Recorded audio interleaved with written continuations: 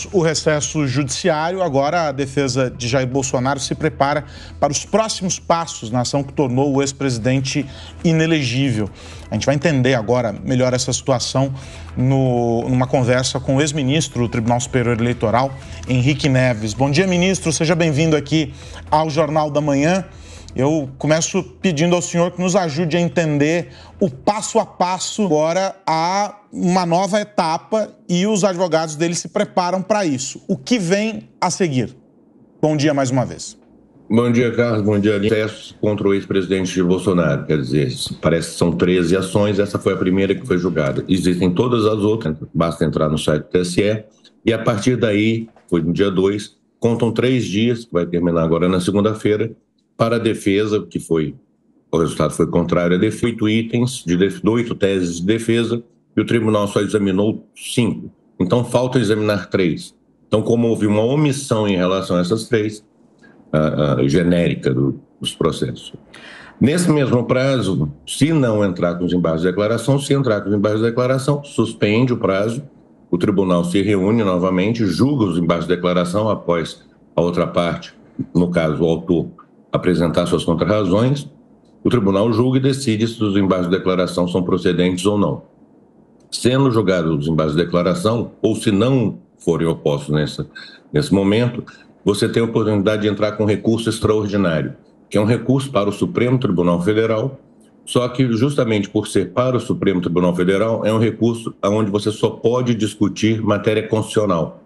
Se você quiser ir ao Supremo, você não pode ir dizendo que houve uma violação da lei eleitoral, da lei das inelegibilidades. Você tem que falar e apontar e demonstrar a violação de um dispositivo da Constituição Federal. Neste caso, inclusive, a defesa já, para se prevenir, já interpôs um recurso, antes mesmo do julgamento, contra aquela decisão de admitir a juntada do famoso decreto que foi apreendido no início do ano. Aquilo já tinha sido julgado pelo tribunal, acabou não sendo tão relevante no julgamento, mas já tinha um recurso extraordinário que provavelmente, quando chegar o momento, se não for, ou agora, se não puserem embaixo de declaração, ou depois de julgar os embaixo de declaração, esse recurso deve ser ratificado, deve dizer ainda tem interesse na discussão desse recurso e complementado com as demais razões que a defesa saberá apresentar.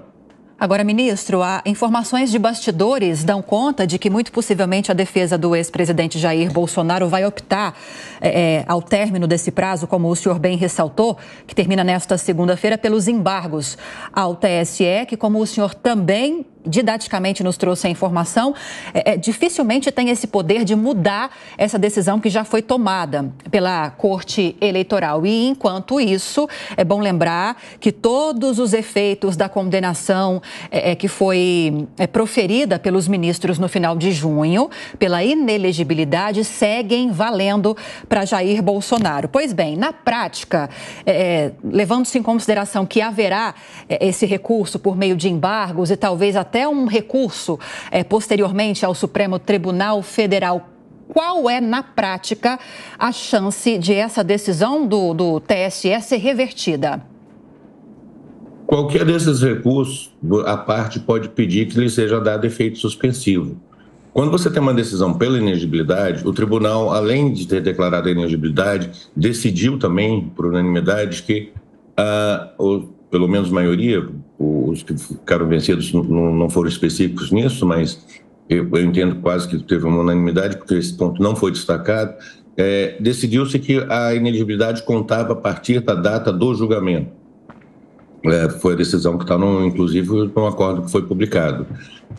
Quando você entra com os embargos de declaração, você pode pedir ao relator, que é quem está examinando o processo, que dê efeito suspensivo. Falou, meus embargos de declaração têm um fundamento aqui muito bom e eu preciso desse efeito suspensivo para suspender essa inelegibilidade.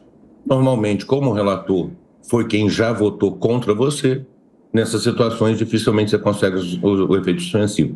Depois, quando o recurso for para o Supremo Tribunal Federal, quando você entra com recurso extraordinário, ele tem também um trâmite. Primeiro ele vai para o presidente do tribunal e o presidente decide se é o tipo de recurso que pode ou não ir para o Supremo. Se o presidente decidir que não, cabe um outro recurso que chama-se agravo de instrumento para o Supremo, dizendo que o presidente do tribunal negou o recurso, mas a palavra final tem que ser do Supremo, e aí o Supremo decide se aquela decisão de não deixar o recurso subir pode ou não permanecer.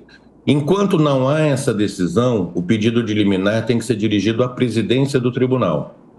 Depois que tem a decisão de admissibilidade ou mesmo a decisão negando o trâmite do recurso, mas já com agravo interposto para o Supremo, aí a competência para uma cautelar é do Supremo Tribunal Federal. E aí qualquer ministro para o qual o processo venha a ser distribuído, ele será distribuído entre os 11, dos 11 ministros, exclui o presidente, porque não recebe distribuição, e os 3 ministros que participaram do julgamento no TSE, eles podem votar no julgamento supremo, mas eles não podem ser relator. Então, de 11, você baixa para 10, menos o presidente, você tem um universo de 7 ministros que podem ser os possíveis relatores no Supremo. E aí, qualquer desses que for sorteado será o relator, ele pode conceder ou não a liminar. Só que para você ter uma liminar, além de você ter bom direito, o que a gente chama de fumaça de bom direito, você tem que ter um perigo da demora da decisão. E para que você tenha um perigo na demora da decisão, você tem que demonstrar que aquela decisão está te afetando naquele instante e você não pode fazer ou deixar de fazer alguma coisa em razão dessa decisão. Nesse momento, nós não temos eleição. Então, é muito difícil você falar que essa ação tem que ser julgada, essa liminar teria que ser concedida, porque não tem perigo. Qual a diferença de julgar hoje ou julho do ano que vem, às vésperas das convenções para as eleições municipais? Você não terá diferença. Então, neste momento, eu acredito que ninguém impedirá uma liminar, porque seria difícil comprovar esse perigo por falta de eleição. Se eu estiver sofrendo alguma situação, falar que eu não estou podendo assumir o cargo X porque alguns municípios, alguns estados utilizam a inelegibilidade, a lei de ficha limpa, como requisito para nomeação de cargo de confiança. Poderia ser, mas fora essas situações, você não tem como comprovar uma necessidade urgente de provimento temporário do recurso, que é o que uma liminar caracteriza. Ministro, deixa eu convidar o Zé Maria Trindade, que está em Brasília, para fazer também uma pergunta ao senhor. Bom dia, Zé Maria. Salve, ministro. Muito bom dia. Ministro, o senhor tem uma larga experiência na Justiça Eleitoral como advogado, né? Sua família tem um escritório muito famoso e importante aqui em Brasília, ministro do Supremo Tribunal Federal, o senhor e seu irmão. Queria que eu fizesse uma avaliação da legislação eleitoral e da Justiça Eleitoral brasileira. Há uma reclamação geral no Congresso, o senhor conhece esse debate, de que a Justiça Eleitoral legisla quando normatiza, né? E que está muito grande, acima até do Congresso Nacional. O senhor concorda? Acha que deve haver uma contenção na legislação eleitoral e no Tribunal Superior Eleitoral? Na realidade, a gente precisa organizar a legislação eleitoral. O nosso código é de 1965, a lei de inelegibilidade de 1990 e depois alterada em 2010. Aí você tem uma lei das eleições, que ela é de 97, e foi feita até 97, você fazia uma lei para cada eleição. Aí, em 1997, fala assim, vamos fazer uma lei que dure para todas as eleições. Essa lei será eterna para todas as eleições. Essa lei durou 1 ano, que ela foi alterada no ano seguinte. Até 2018, eu fiz o cálculo, ela foi alterada mais vezes do que o número de eleições. Então, da mesma forma que se critica a Justiça Eleitoral, é necessário também que a gente examine esse quadro legislativo que nós temos no Brasil. Todo ano, você tem alterações na legislação eleitoral. E aí muitas vezes dizem, o tribunal mudou o seu entendimento. Mudou o entendimento porque a lei antes dizia pode, e a lei foi alterada, normalmente no ano ímpar, para que a eleição que ocorre no ano par, ela foi alterada dizendo onde estava escrito pode, passa a se entender não pode. Então não é uma mudança da jurisprudência, não é uma mudança do entendimento do tribunal sobre determinado dispositivo legal. É uma mudança do dispositivo legal. O que nós precisamos fazer, eu acho que é dar uma boa limpada na legislação. Nossa legislação é extremamente proibitiva. Você tem mais proibições do que permissões na lei, mas muito mais.